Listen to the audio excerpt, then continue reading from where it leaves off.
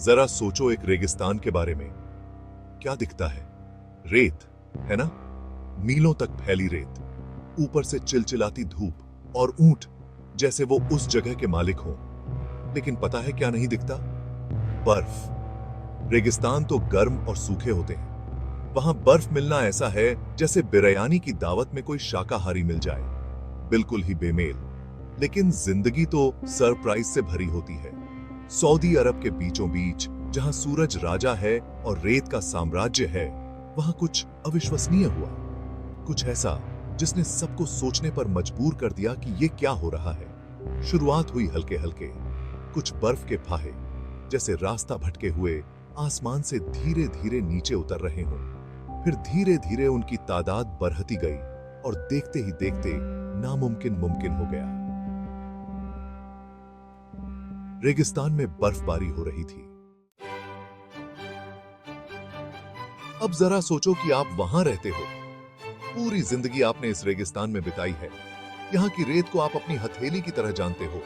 एक सुबह आप उठते हो और क्या देखते हो? चारों तरफ सफेदी ही सफेदी। वो रेत वाली सफेदी नहीं, बल्कि एकदम मुलायम, फूली हुई, जैसे जादुई सफेदी। लोग अपने घरों से बाहर निकले, अपनी आंखों को मलते हुए, जैसे यकीन ही न हो। बच्चे,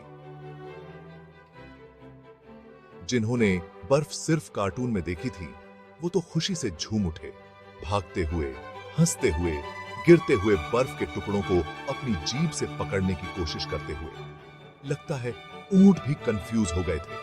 पूरा रेगिस्तान जैसे अचंभे में था। ऐसा लग रहा था मानो रेगिस्तान ने एकदम नई पोशाक पहन ली हो। ऐसी पोशाक जो उसने पहले कभी नहीं पहनी थी। और हर कोई, छोटे बच्चे से लेकर बड़े बुजुर्ग तक, इस जादुई नजारे को देखकर दंग रह गया।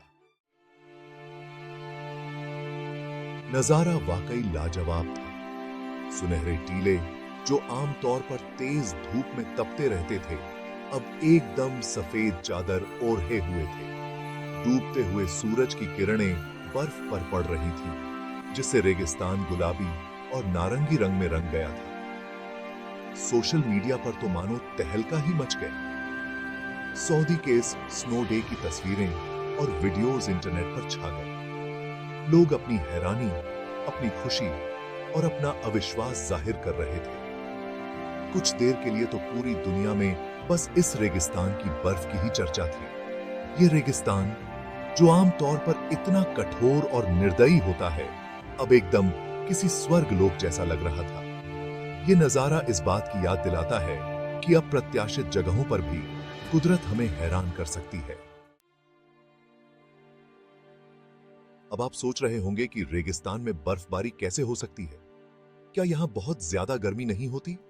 सच तो यह है कि शुरुआत में तो साइंटिस्ट भी हैरान थे, लेकिन कुदरत की बात ही निराली है। उसे नियम तोड़ना बड़ा पसंद है। देखो, बर्फ गिरने के लिए दो चीजें जरूरी होती हैं, ठंडी हवा और नमी। अब रेगिस्तान सूखे तो होते हैं, लेकिन रात में यहां काफी ठंड हो जाती है। कभी कभी अगर मौसम ठीक हो तो हवा में मौजूद थोड़ी सी नमी इस ठंडी हवा के साथ मिल जाती है और बस हो गई बर्फबारी। ये बहुत कम होता है, ये तो मानते हैं, लेकिन नामुमकिन नहीं है। ये इस बात की याद दिलाता है कि हमारी पृथ्वी कितनी अद्भुत है, कितनी रहस्यों से भरी है। बर्फ खुशियां और अचंभा लेकर आई, लेकिन कुछ चुनौतियां भी। रेगिस्तान के जानवर जो ठंड के आदी नहीं थे, उन्हें खाना और आश्रय ढूंढने में मुश्किल होने लगी। तापमान में इस अचानक बदलाव ने हमें हमारी पृथ्वी के अप्रत्याशित स्वभाव की याद दिला दी। लेकिन इस सब के बीच बर्फीले परिदृश्य में एक छोटा सा रहस्य भी छुपा है। एक प्यारा सा दोस्त जो सफेद बर्फ में पूरी तरह से घुल मिल गया है। क्या आप उसे ढूंढ सकते हैं? तो ये थी कहानी उस दिन की जब रेगिस्तान सफेद हो गया था। ये कहानी है कुदरत की अनोखी सुंदरता की, अचानक होने वाले चमत्कारों की, और इस बात की याद दिलाती है कि नामुमकिन जगहों पर भी जादू हो सकता है। आप इस अद्भुत घटना के बारे में क्या सोचते हैं? मुझे कमेंट्स में जरूर बताना, और ये भी बताना कि क्या आपने उस बिल्ली को ढूंढ लिया।